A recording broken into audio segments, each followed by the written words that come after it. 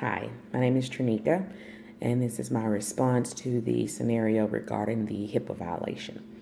The Chief Information Officer spoke with staff regarding this violation, where a patient's health information was leaked and it was exposed all over social media by an intern of the hospital. Well, her intent was to hear all sides of the story and come up with a solution to prevent this sort of violation from occurring in the future. So she, speaking with the director of graduate education, he approached the situation in an accusatory manner, and he was very defensive. He wasn't seeking to find a solution. He was trying to find someone to blame instead of looking at the situation from a different point of view, as in the patient is violated. What can we do to avoid this sort of risk in the future? His focus was, this guy did this. I don't know why the doctor hadn't told him that this is why is someone else being blamed? So instead of him looking for a solution, he just decided to blame someone else. And that's a huge no-no in any field.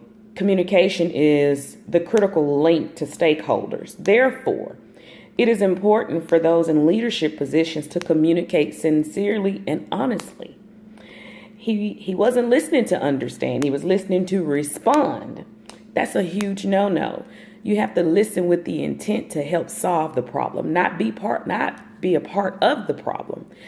He could have done some things different. He could have entered with a positive mind, provided the information that she was asking him, and then processed that and come up with a solution or some suggestions that could help her in her trying to find ways to avoid this in the future. But that wasn't the case. So as a leader, we have a responsibility to lead by example. And if that is the example that he is setting for those that come behind him, then we'll have a lot of horrible communication skills from those who will be in leadership positions.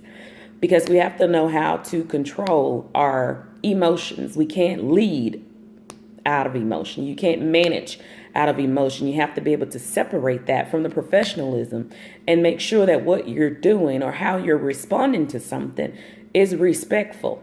And it's not about your emotion, but you stay on the topic. And you're not playing the blame game, but you're trying to find a solution. So those are some things that I would have done differently.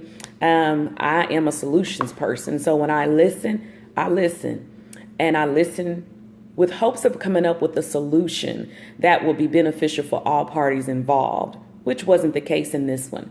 So that is my analysis of everything. Thank you.